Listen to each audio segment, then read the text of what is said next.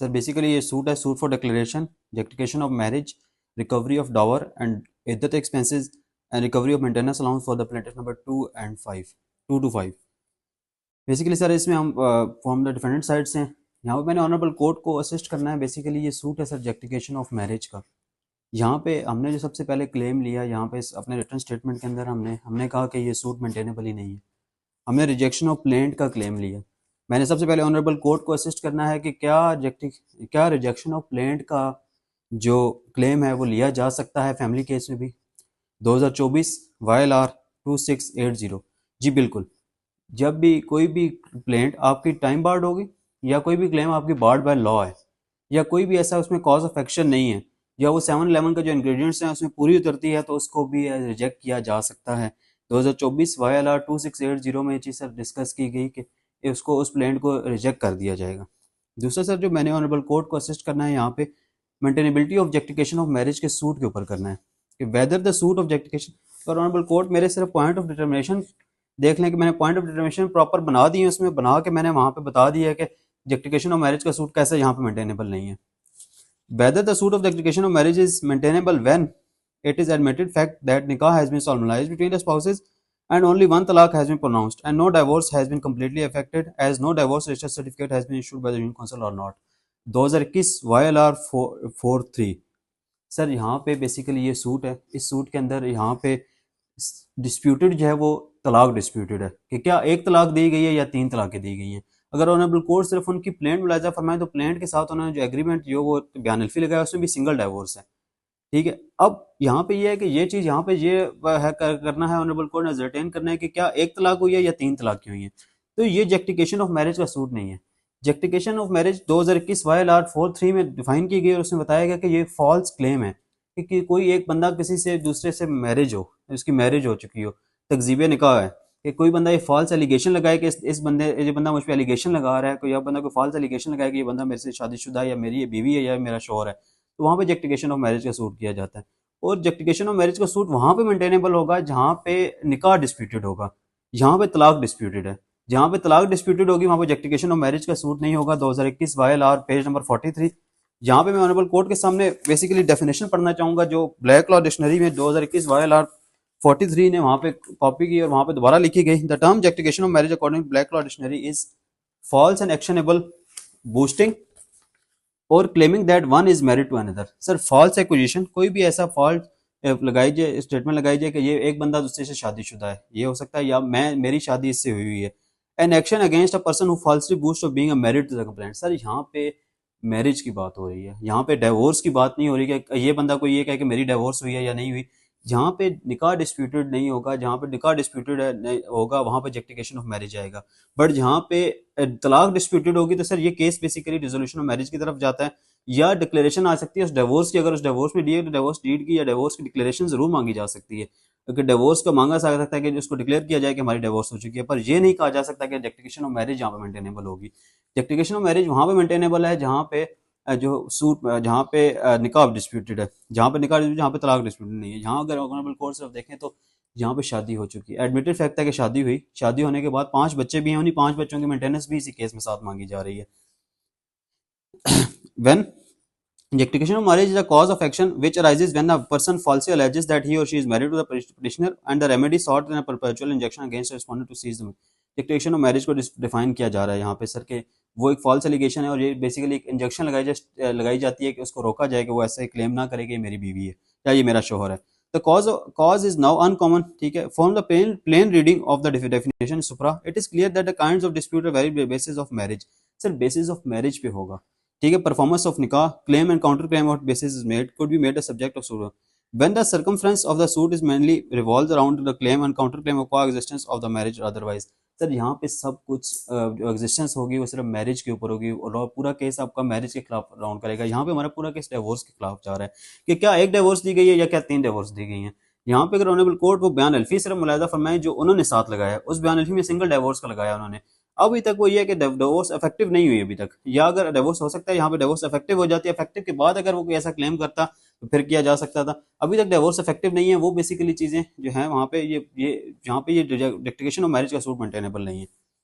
From the instance, the degree of declaration marriage is sought on the ground that no valid nikah ever was performed between the parties. Justification of marriage वहां पे आएगा जहां पे निकाह जो है कहीं भी किसी भी वक्त कहीं निकाह हुआ ही ना हो, सिरे से हुआ ही ना हो, दैट ही और she can clone himself a lawful वेडेड wife of the husband and case में बी, और वो ये क्लेम करे कि ये मेरी वाइफ है या ये मेरा हस्बैंड है, तो तब वहां पे कोई बंदा रेक्टिफिकेशन ऑफ मैरिज का सूट किया. It is unambiguously held that entertaining a suit rectification foundation of marriage निकाहनामा and existence of valid marriage is made to be subject of the litigation. यहाँ पे जो लिटिगेशन होगा जहाँ पे निकाहनामा डिस्प्यूटेड हो सकता है, निकाह डिस्प्यूटेड हो सकता है. सर 2021 YLR पेज नंबर 43 के अंदर ये पूरी डेफिनेशन डिस्कस की गई, और यहाँ से मेरा केस क्लियर हो जाता है कि यहाँ पे ये प्लेंट रिजेक्ट हो जानी चाहिए. इसका जो रेक्टिफिकेशन ऑफ मैरिज का जो क्लेम है वहां तक वो रिजेक्ट हो जाना चाहिए, क्योंकि ये जो क्लेम है ये सूट है, मेंटेनेबल ही नहीं है इस प्रेजेंट फॉर्म में. ये डिक्लेरेशन जरूर हो सकती है, डिक्लेरेशन में जा सकते हैं, डिवोर्स की डिक्लेरेशन में आ सकते हैं, या डिसोल्यूशन ऑफ मैरिज की तरफ जा सकते हैं, but rectification of marriage stage पे मेंटेनेबल नहीं है. दूसरा जिस चीज में मैंने ऑनरेबल कोर्ट को असिस्ट करना है वो है कि whether the degree of declaration marriage only on a sort of valid निकाह एवर परफॉर्म. ये मैंने ऑनरेबल कोर्ट को बता दिया, अभी पहले असिस्ट कर दिया इसमें properly. Whether as per content of the plaint solemnisation of निकाह itself is sufficient ground for the registered suit. और 2024 YLR 2680 सर एक सिर्फ सोलमनाइजेशन ऑफ निकाह एडमिटेड है. ये सिर्फ एक सिंगल एक फैक्ट है ना कि निकाह हो गया पार्टीज में और एडमिटेड है कि निकाह हुआ है, ये एक सिंगल ग्राउंड काफी है. जहाँ पे बताया गया 2024 YLR 2680 में बताया गया कि जहाँ पे लीगल कोई भी ऐसा इशू होगा, टाइम बार्ड होगी या वो कोई बार्ड बाय लॉ होगी या कोई ऐसा 711 के जो इंग्रेडिएंट्स हैं वो पूरे होंगे, तो इस प्लांट को रिजेक्ट कर दिया जाएगा. जहाँ पे कॉज ऑफ एक्शन नहीं होगा, तो मेरा भी ऑनरेबल कोर्ट से कि बार्ड बाय लॉ है. लॉ ने कह दिया कि जो डिक्लेरेशन ऑफ मैरिज वहां पे होगी जहाँ पे जो निकाह है वो डिस्प्यूटेड होगा. यहाँ पे बेसिकली डिवोर्स डिस्प्यूटेड है. Whether the main object of the suit for declaration marriage is to the perpetual restraint of false allegation or the defendant by the alleged marriage. ये है कि सर 2021 YLR में बताया गया कि जो इलेक्ट्रिशियन मैरिज के सूट है वो बेसिकली किसी को रोकने के लिए है कि अगर वो फॉल्स एलिगेशन ना लगाए. सर यहाँ पे तो बीवी है वो, अगर अभी तक देखा जाए तो अभी तो ये चीज़ डिसाइड होनी है कि क्या वो तलाक इफेक्टिव हुई है, यानी तलाक तो अभी तक अगर एक तलाक भी है तो इफेक्टिव तो नहीं हुई वो भी, ठीक है. तो अभी तक इफेक्टिव नहीं होगी तो वो रिज्यू हुआ है या नहीं हुआ वो एक और बात है वहाँ पे. यहाँ पे ये कि डिक्लेरेशन ऑफ मैरिज का सूट मेंटेनेबल नहीं है. डिक्लेरेशन में जब आएंगे तो ये चीज़ें एविडेंस में डिसाइड हो सकती हैं कि क्या वो डिवोर्स हुई है या नहीं हुई, ये इस चीज़ में डिसाइड हो सकती है. अब सर जो नेक्स्ट मैंने इस ऑनरेबल कोर्ट को असिस्ट करना है यहाँ पे वो भी रिजेक्शन ऑफ प्लेंट पे ही है कि क्या रिजेक्शन ऑफ प्लेंट की एप्लीकेशन यहाँ पे दी जा सकती है.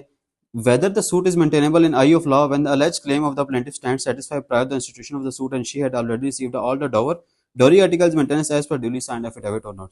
सर अगर ऑनरेबल कोर्ट मेरी रिटन स्टेटमेंट देखें तो उसके साथ मैंने एक एफिडेविट अटैच किया.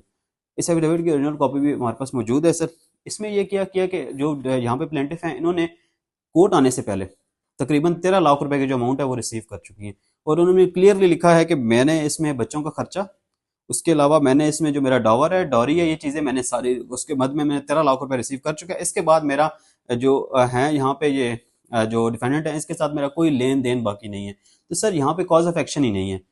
हमने यहाँ पर देखना है कि क्या इनको कॉज ऑफ एक्शन, सर जब एक चीज रिसीव कर चुके हैं और कोर्ट आने से पहले सब कुछ हो चुका है, एफिडेविट लगा हुआ है साथ, ठीक है, तब सब कुछ रिसीव कर चुके हैं, तो उसके बाद ये कैसे इस कोर्ट में आकर दोबारा एक लिटिगेशन स्टार्ट करना चाह रहे हैं, जानबूझ के एक सिर्फ तंग करने की हद तक ये चीज की जा रही है. इसके बाद सर मैंने ऑनरेबल कोर्ट को डिसाइड करना है कि whether the suit filed by the plaintiff disclose any valid cause of action liable to be dismissed for want of cause of action on account of malafide intention just to harass. PLD 2017 Peshawar page number 99. Sir यहाँ पे ये कहा गया कि जहाँ पे court इस चीज़ से पहुंच जाए कि अगर कोई भी प्लेंट जो है डिस्क्लोज नहीं कर रही, कोई भी प्लेंट अगर कोई वैलिड कॉज ऑफ एक्शन उसमें नहीं है, तो उसको कोर्ट अपने 100 मोटो के ऊपर भी सर उसको रिजेक्ट कर सकती है. इसके लिए ज़रूरी नहीं कि अगर हम एप्लीकेशन दें तो अगर कोर्ट ये समझती है कि कोई भी प्लेंट के अंदर कॉज ऑफ एक्शन नहीं है, वो बार्ड बाय लॉ है या कुछ भी है, तो उसको वहाँ पे खुद रिजेक्ट किया जा सकता है. उसके लिए 100 मोटो पे भी रिजेक्ट किया जा सकता है. यहाँ पे इसके लिए ज़रूरी नहीं कि उसका हम एप्लीकेशन देंगे. तो अब यहाँ पे तो सर इतना है कि यहाँ पे हमने प्रॉपर एप्लीकेशन दी और हमने ऑनरेबल कोर्ट की प्रॉपर तवज्जो दिलाई है उस तरफ कि क्या क्या चीज़ें इसमें हैं, क्यों ये केस जो है क्यों ये सूट है, ये बार्ड बाय लॉ है. Whether a separate application for rejection of plaint is needed or the court can reject a plaint so moto without application by the defendant or not. Sir 2025 MLD 1973 में भी दोबारा यही बात discuss की गई कि ये चीज़ रिजेक्शन ऑफ प्लेंट के लिए ज़रूरी नहीं कि वो एप्लीकेशन दी जाए. यहाँ पे ये होगा कि वो अगर करेंगे, अगर हम 100 मोटो भी कोर्ट करना चाहे तो वो भी कर सकते हैं.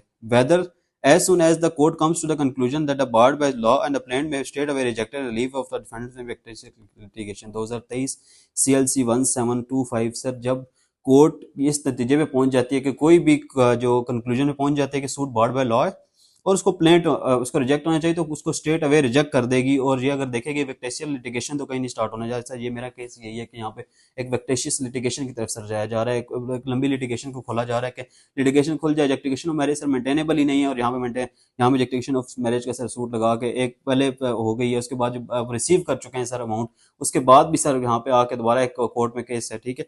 Whether plaintiff has approached the court with clean hands and entitled to equitable relief or not। Sir मैंने यहाँ पे ऑनरेबल कोर्ट अगर सिर्फ प्लेंट उनकी मुलाजा फरमाए और मेरे रिटर्न स्टेटमेंट मुलाजा फरमाए तो यहाँ पे पता चल रहा है कि किस तरह ये क्लीन हैंड से नहीं है, इन्होंने पहले रिसीव कर लिया, उनके बाद एप्लीकेशन ऑफ मैरिज का सूट इनका मेंटेनेबल नहीं है सर। तो ऑनरेबल कोर्ट से मेरी हम्बल सबमिशन है सर कि इस प्लेंट को सर रिजेक्ट किया जाए। Thank you.